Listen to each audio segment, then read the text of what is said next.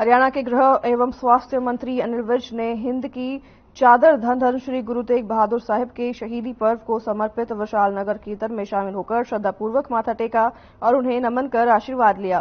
विज ने कहा कि हमें गुरु महाराज के महान बलिदान से प्रेरणा लेने की जरूरत है और यही गुरु तेग बहादुर साहिब को सच्ची श्रद्धांजलि होगी। वहीं नगर कीर्तन आयोजन कमेटी की ओर से गृह मंत्री अनिल विज को सिरोपा व कृपाण भेंट की गई।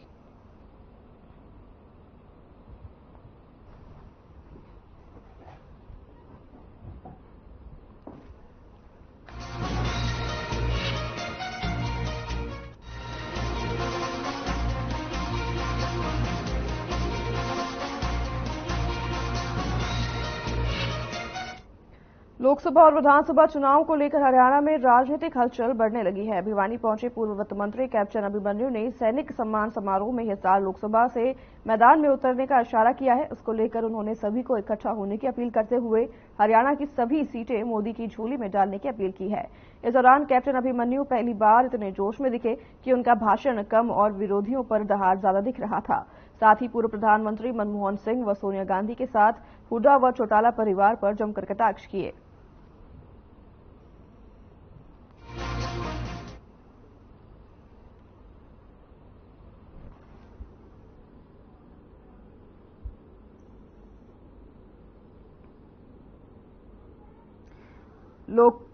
लोकसभा और विधानसभा चुनाव को लेकर हरियाणा में राजनीतिक हलचल बढ़ने लगी है। भिवानी पहुंचे पूर्व वित्त मंत्री कैप्टन अभिमन्यु ने सैनिक सम्मान समारोह में हिसार लोकसभा से मैदान में उतरने का इशारा किया है।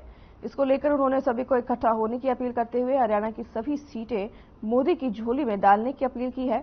वहीं इस दौरान कैप्टन अभिमन्यु पहली बार इतनी जोश में दिखाई दिए हैं कि उनका भाषण जो है इस बार कम और विरोधियों पर दहाड़ ज्यादा दिख रहा था। वहीं साथ ही पूर्व प्रधानमंत्री मनमोहन सिंह और सोनिया गांधी के साथ हुड्डा व चौटाला परिवार पर उन्होंने जमकर कटाक्ष भी किए हैं। वित्त मंत्री कैप्टन अभिमन्यु सैनिक समारोह में पहुंचे। 2014 से पहले जब पाकिस्तान की सीमा पार से पाकिस्तान से आतंकवादी आकर के और भारत के सैनिकों के सर काट दिया करते थे और भारत के प्रधानमंत्री हाथ जोड़ के कहते थे मैंने अमेरिका से बात करूंगा, मैं पाकिस्तान से बात करूंगा। भूल नहीं सकते हम सैनिक साथी शहीद लांस राय खेमराज का मथुरा के ब्रज की धरती पर उसके घर आंगन में उसकी मां के सामने सिर कटा शरीर आता था और देश के प्रधानमंत्री का खून नहीं खोलता था। महावीर सरपंच सोचाना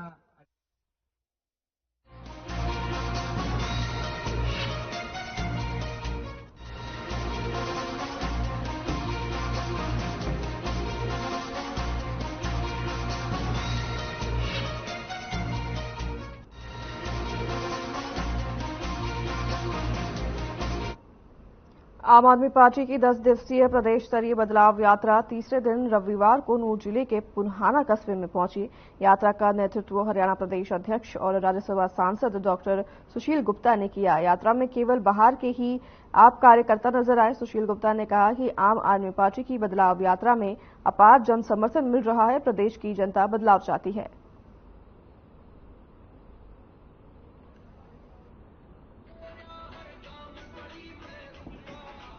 लोगों का जबरदस्त प्यार मिल रहा है, बहुत भीड़ साथ में चल रही है। लोग जगह जगह फूलों की वर्षा कर रहे हैं, अभिनंदन कर रहे हैं, स्वागत कर रहे हैं। लोग चाहते हैं अब हरियाणा का लाल अरविंद केजरीवाल हरियाणा के अंदर आए और हरियाणा में भी काम की राजनीति की शुरुआत। तो क्या लगता है सर, इस बार हरियाणा में जो है कमल पार्टी सरकार आई? 100% आम आदमी पार्टी की सरकार आएगी। झाड़ू चुनाव चिन्ह जीतेगा, पंजाब और दिल्ली से भी ज्यादा बहुमत के साथ जीतेगा।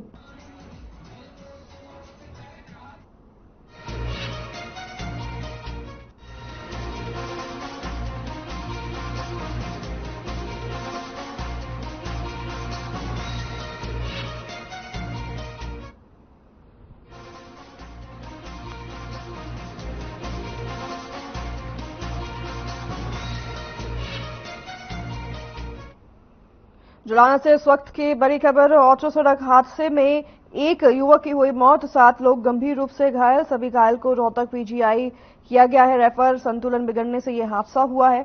सभी रोहतक के रहने वाले बताए जा रहे हैं। जुलाना से इस वक्त की बड़ी खबर बता रहे हैं, जहां पर सड़क दुर्घटना में एक ऑटो की सड़क दुर्घटना हो गई है, जहां पर एक की मौत हो गई है, 7 लोग गंभीर रूप से घायल बताए जा रहे हैं।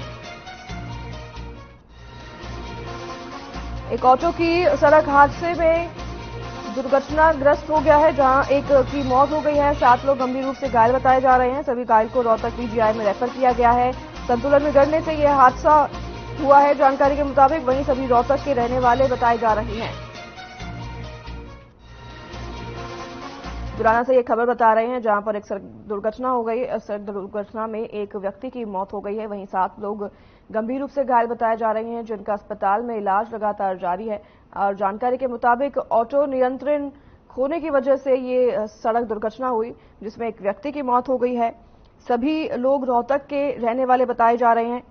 जुलाना में ये बड़ा सड़क दुर्घटना हुई है, जहां पर एक व्यक्ति की मौत हो गई है, वहीं 7 लोग गंभीर रूप से घायल हो गए हैं सड़क दुर्घटना में।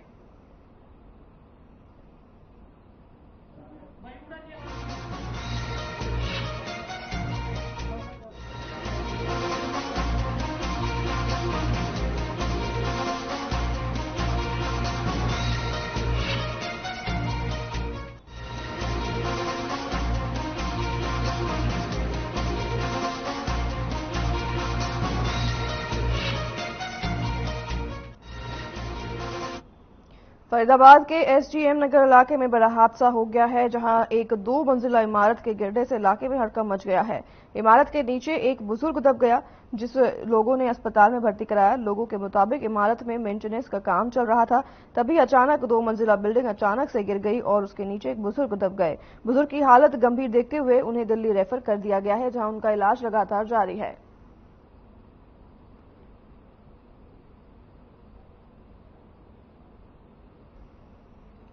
दुकान भाई की है, मेरे बड़े भाई की।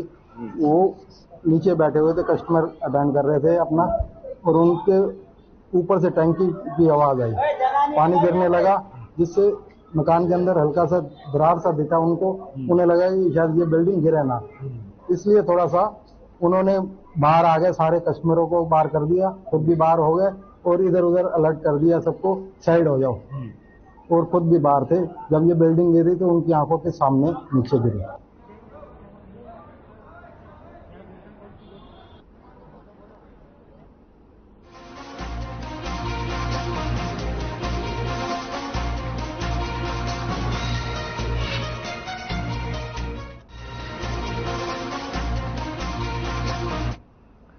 धर्मनगरी कुरुक्षेत्र में आयोजित अंतर्राष्ट्रीय गीता महोत्सव में उपराष्ट्रपति जगदीप धनखड़ ने पहुंचकर विभिन्न कार्यक्रमों में शिरकत की। सबसे पहले उपराष्ट्रपति जगदीप धनखड़ ने कुरुक्षेत्र विश्वविद्यालय में आयोजित गीता सेमिनार में शिरकत की, जिसके बाद कुरुक्षेत्र ब्रह्म सरोवर पर पहुंचकर हरियाणा असम पवेलियन का भी उद्घाटन किया और फिर उपराष्ट्रपति ने सहपत्नी महाआरती में भाग लिया। महाआरती के अवसर पर उनके साथ हरियाणा के मुख्यमंत्री मनोहर लाल समेत अन्य लोग मौजूद रहे।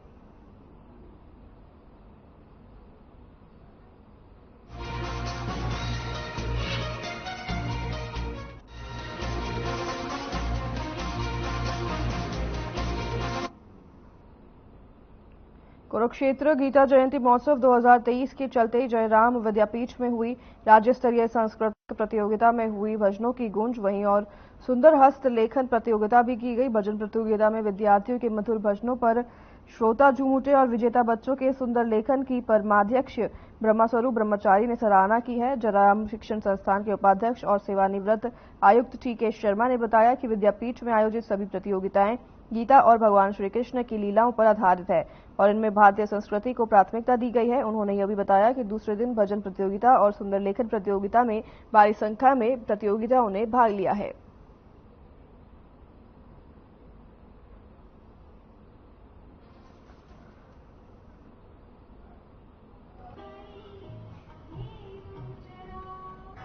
देखिए, जयराम आश्रम में लगातार बहुत से वर्षों से, गत वर्षों से बच्चों के सांस्कृतिक कार्यक्रमों का आयोजन किया जाता है और इसमें बच्चों को श्लोकोच्चारण के साथ साथ भजन और कोरियोग्राफी जो श्री कृष्ण के या गीता के किसी भी प्रसंग के आधार पर गीता या महाभारत के प्रसंगों के आधार पर उनको प्रस्तुति करने के लिए कहा जाता है।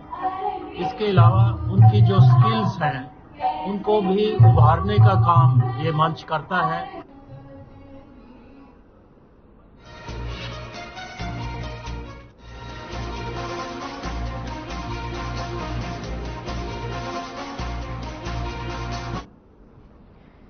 आम आदमी पार्टी की बदलाव यात्रा विधानसभा बावल पहुंची, जहां आम आदमी पार्टी के राष्ट्रीय अध्यक्ष अनुराग डांडा ने प्रेस वार्ता कर पत्रकारों के सवालों के जवाब दिए। साथ ही बीजेपी और कांग्रेस पर जमकर निशाना साधा। उन्होंने कहा कि कांग्रेस हो या बीजेपी, समय समय पर दोनों में सत्ता परिवर्तन तो हुआ ही है, लेकिन व्यवस्था परिवर्तन कभी नहीं हुआ और अब प्रदेश की जनता दोनों पार्टियों की कारगुजारियों से तंग आ चुकी है और अब चाहती है व्यवस्था परिवर्तन। इसी व्यवस्था परिवर्तन के लिए जब आप पार्टी ने बदलाव यात्रा शुरू की है, तो यात्रा के मात्र तीसरे ही दिन बीजेपी ने अपने ही के खिलाफ बौखलाकर एक वीडियो तक जारी कर दिया है और बीजेपी की यही बौखलाहट बता रही है कि अब आने वाला समय आम आदमी पार्टी का है, जिसमें आम आदमी की सरकार होगी, किसी भ्रष्टाचार की नहीं।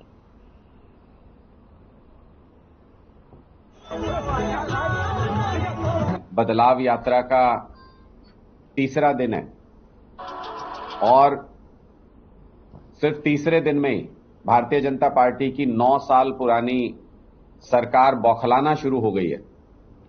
भारतीय जनता पार्टी के आधिकारिक हैंडल से आज बदलाव यात्रा के खिलाफ एक वीडियो जारी किया गया है आम आदमी पार्टी हरियाणा के खिलाफ, जो अपने आप में ये बताता है कि बदलाव यात्रा के जरिए आम आदमी पार्टी जो करना चाहती थी, जो लोगों की मांग, लोगों की जरूरतों के साथ जुड़ना चाहती थी, जमीन पर हरियाणा के लोगों के साथ मेलजोल बढ़ाना चाहती थी, उस मकसद में हम पूरी तरह से कामयाब रहे हैं।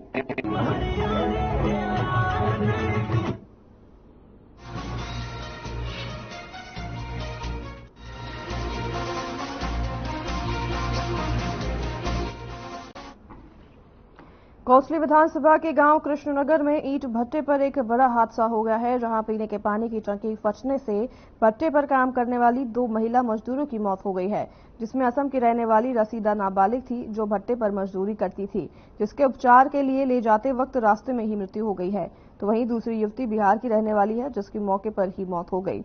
परिवार का रो रो कर बुरा हाल है। बहरहाल पुलिस ने मामले की जांच शुरू कर दी है।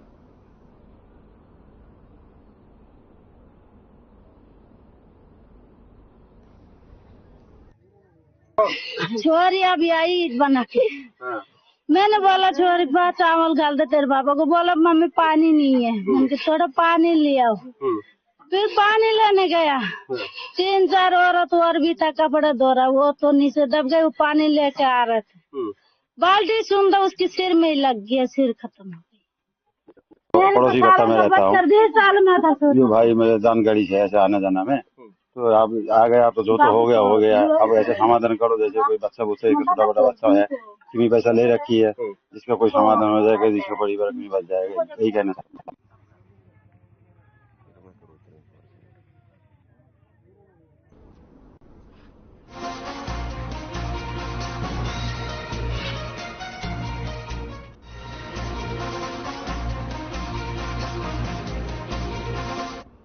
भरे बाजार में लाठी डंडों से लैस बदमाशों ने दुकान में तोड़फोड़ कर दी। मामला फरीदाबाद का है, जहां के ओल्ड फरीदाबाद बाजार में बदमाशों की यह हरकत सीसीटीवी कैमरे में कैद हो गई है।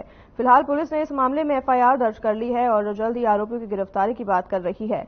तस्वीरें ओल्ड फरीदाबाद मार्केट की है, जहां पर बीती रात लगभग 2 दर्जन बदमाशों ने लाठी डंडों से लैस होकर एक मोबाइल शॉप में जमकर हड़कंप मचाया और जमकर तोड़फोड़ की। मोबाइल शॉप के मालिक जीएस कश्यप के मुताबिक उसकी किसी से कोई दुश्मनी नहीं है, फिर भी बदमाशों ने न केवल उनके साथ मारपीट की, बल्कि दुकान में तोड़फोड़ करते हुए उनके पास रखे 40,000 कैश भी छीन लिए और फरार हो गए।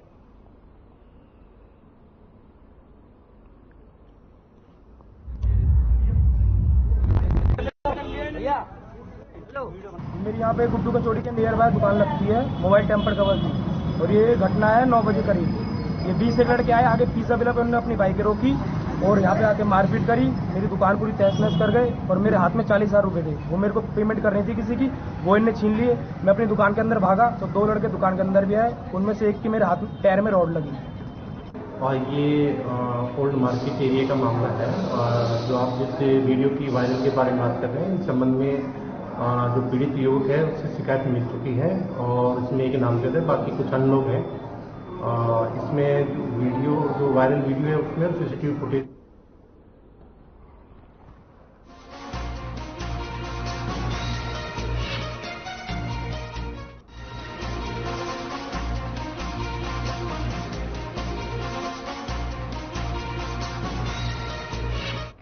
पुंडरी में रोडवेज ही नहीं प्राइवेट बसों का भी अकाल पड़ गया है। रोडवेज के उच्च अधिकारियों की मिलीभगत से प्राइवेट बसों के मालिक खूब लूट मार रहे हैं। प्राइवेट बसों में हादसों की परवाह किए बगैर बसों के ऊपर भी सवारियों को बैठाकर ली जा रही हैं। वहीं सरकार आंख मूंदे हादसे का इंतजार कर रही है। जहां सरकार ये दावा कर रही थी कि गीता जयंती कुरुक्षेत्र जाने वाले यात्रियों के आधा किराया लिया जाएगा, वहां पूरे किराए में भी यात्रियों के लिए पूरी बसें उपलब्ध नहीं हैं।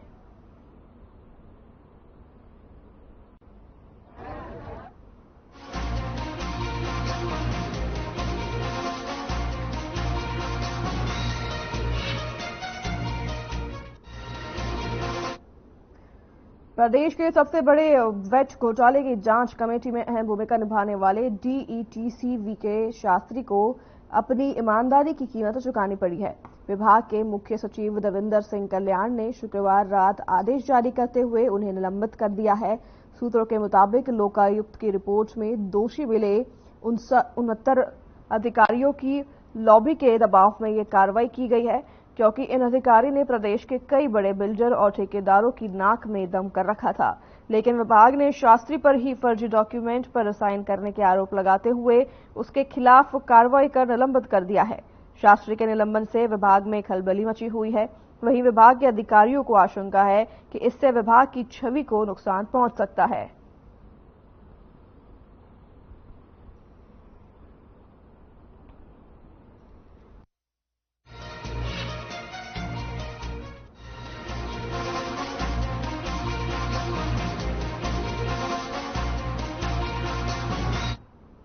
अंतर्राष्ट्रीय मिलेट वर्ष 2023 के उपलक्ष्य में रविवार को इंद्री अनाज मंडी में कृषि और किसान कल्याण विभाग द्वारा जिला स्तरीय समारोह का आयोजन किया गया है।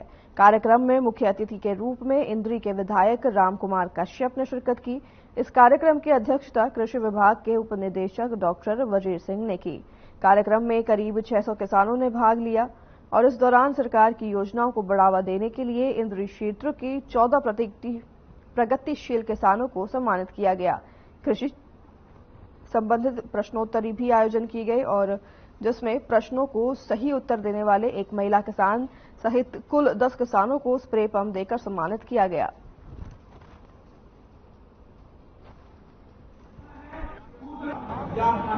वर्ष ये मिलेट इंटरनेशनल ईयर माना गया है, घोषणा की गई है ये तो हमारे माननीय प्रधानमंत्री के प्रयासों से। तो क्या है, मोटे अनाजों की जानकारी देने के लिए एग्रीकल्चर डिपार्टमेंट की तरफ से एक आज जिला स्तरीय प्रोग्राम किया गया। इसमें जो है काफी संख्या में हमारे किसान भाइयों ने भाग लिया और इसमें जितने भी साइंटिस्ट थे अलग अलग डिपार्टमेंट से, कोई पशुपालन से था, कोई एग्रीकल्चर से, हॉर्टिकल्चर से था, तो उन्होंने मिलेट से था, तो उन्होंने अपनी किसानों को पूरी जानकारी दी। उन्होंने ये कहा कि मोटे अनाज हम मतलब उगा करके हम इससे क्या है अपने स्वास्थ्य को भी ठीक रख सकते हैं।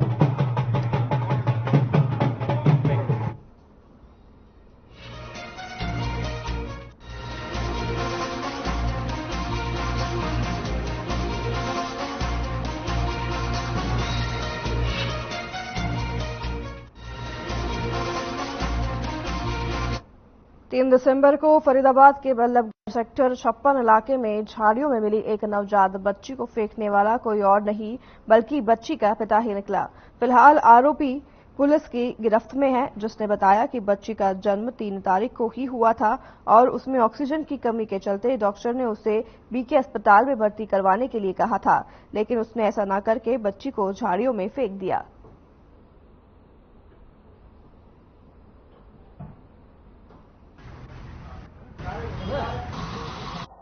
ये जी 3 तारीख को एक नीतू नाम के औरत जादरू में जो किराए पर रहते थे, इसको पेट में दर्द उठा तो इसके पति ने इसको जीएच बल्लभगढ़ में दाखिल करवा दिया और वहां पर 4 की सुबह 3:30 बजे इसको एक लड़की पैदा हो गई। लड़की में ऑक्सीजन की कमी थी तो डॉक्टरों ने इसको बीके हॉस्पिटल के लिए रेफर कर दिया। तो ये लड़की का जो पिता था, ये लड़की को वो बीके के लिए लेकर चल पड़ा और इसने इसको लड़की को बीके में दाखिल ना करवा के सेक्टर 59 में नर्सरी के पास झाड़ियों में फेंक दिया।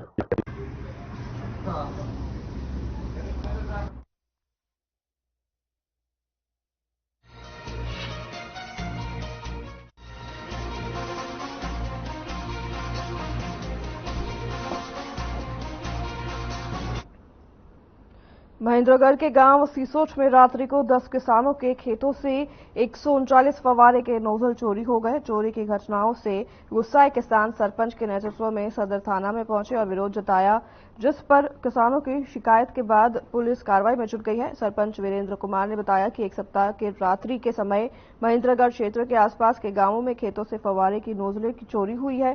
पुलिस प्रशासन ने आश्वासन दिया है कि जल्द से जल्द चोरियों को रोका जाएगा और चोरों के खिलाफ कानूनी कार्रवाई की जाएगी।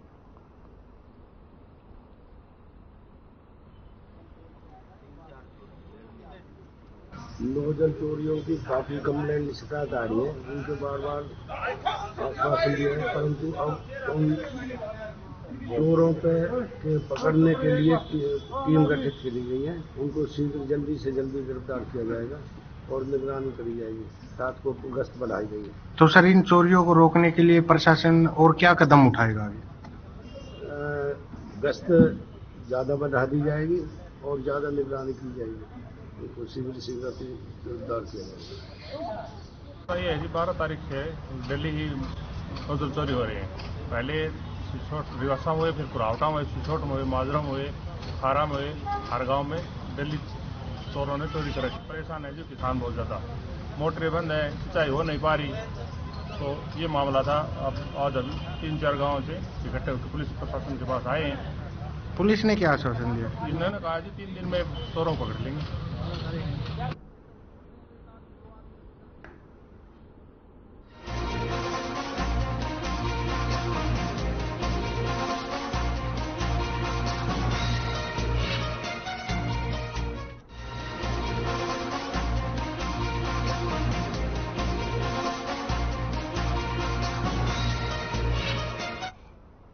कुरुक्षेत्र ब्रह्मसरोवर तट पर अंतर्राष्ट्रीय गीता महोत्सव के मद्देनजर तीर्थ पूजन और हवन यज्ञ हुआ, जिसमें गीता मनीषी स्वामी ज्ञानानंद महाराज, बीजेपी प्रदेशाध्यक्ष नायब सैनी और विधायक थानेसर सुभाष सुधा ने ब्रह्मसरोवर के जल का आचमन किया।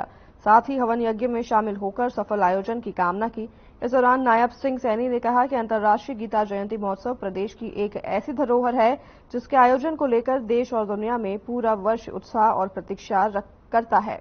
वहीं उन्होंने अंतर्राष्ट्रीय गीता जयंती महोत्सव के सफल आयोजन के लिए मुख्यमंत्री मनोहर लाल के प्रयासों की सराहना की है।